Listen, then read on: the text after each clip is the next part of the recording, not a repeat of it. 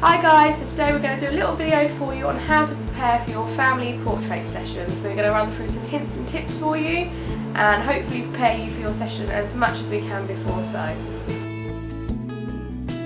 How to prepare your outfits. So my first tip would be, don't feel that you've got to go out and buy a brand new outfit. I'm sure you've got plenty of clothes in your wardrobe, we all do. So have a little rummage through first and see if there's something in there before you feel you have to go out and buy something new. Tip number 2 would be try to avoid heavy patterns and bold colours. So basically what I mean by that is, imagine you've planned your outfits out, and the best way to actually do this is do plan your outfits, put them on the bed, mums, dads and siblings, see how they work together and squint your eyes. If one outfit is standing out to you a lot more than the other, then the likelihood is that one person is going to stand out in all your photographs. Which of course, if you want that person to be the highlight of your photo session, then go ahead, make them as bold as you want to and we can have the real focus on them.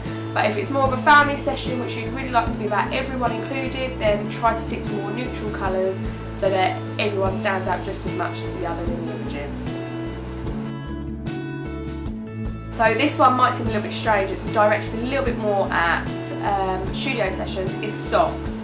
So if you're having a studio session, I will ask you to remove your shoes before you come onto the backdrop. A lot of the backdrops I've got are quite light, so of course dirty footprints and things like that show up, that's why I ask. So I do ask that you wear plain socks to the session, and ideally if you can, all the same colours. Nothing worse if 4 people have got white socks on them and someone's got a bright pink pair on, they're going to stick out in the photographs. So yeah, plain socks if you're having a studio session. Complement each other's outfits. Make sure if mum's planning everyone's outfits, and of course if you've got teenagers and things like that especially, that you're checking that everyone's happy with what they're wearing. There's nothing worse than everyone turning up for the session and someone feels uncomfortable or unhappy with what they're wearing, and it does show up in the images. You want everyone to feel comfortable and confident, and you want to compliment each other, make each other feel good, and that will really show through in your images. If you're bringing young children to your family portrait sessions, I do suggest maybe bringing a few snacks, especially sometimes we do have to use them as bribery. Unfortunately, not everyone is quite so happy about the photo shoot as what mum and dad might be. A little juice carton as well, or a little juice bottle. Sometimes they can work themselves up and drink a little snack for 10 minutes, can kind of calm them down, and then we can go back to it and see how we get on.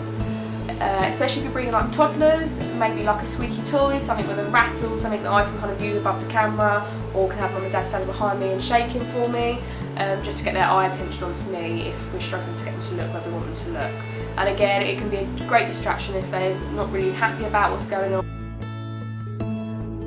Hair, so this one's probably more for the ladies, but it may affect some of you gentlemen out there as well. Plan your hairstyles. So if you're having a studio session, it's not as bad because we haven't got the wind and the rain and the weather going on, but of course do bring a hairbrush with you, because especially if you have got children come in, by the time they've got from the car to the studio, sometimes the hair's all over the place. Bring some spare hairbands and clips just in case, so you can redo the hair if needed. If you're having a location session, then definitely think about the style of your hair.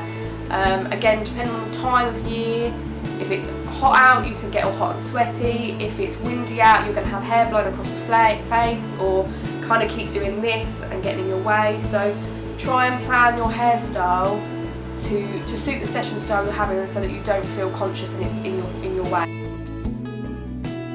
And finally, posing. So I get asked this a lot, oh, I don't know how to pose, I don't know what to do, I've never had a photo shoot before. Don't worry, when I meet up with you, we'll spend 5-10 minutes at the beginning of your session, whether it's studio or location, we'll have a little chat, get to know each other a little bit better, but we'll also talk through posing. So what I'll expect from you, types of poses I want you to do, and it is kept very, very simple. I don't like to overcomplicate it. It'll be maybe just 1 or 2 different moves, from like the way you stand with your legs or the way you put your hands and things like that, and we'll keep it as simple as we can, and I'll make sure you understand it all before we go ahead.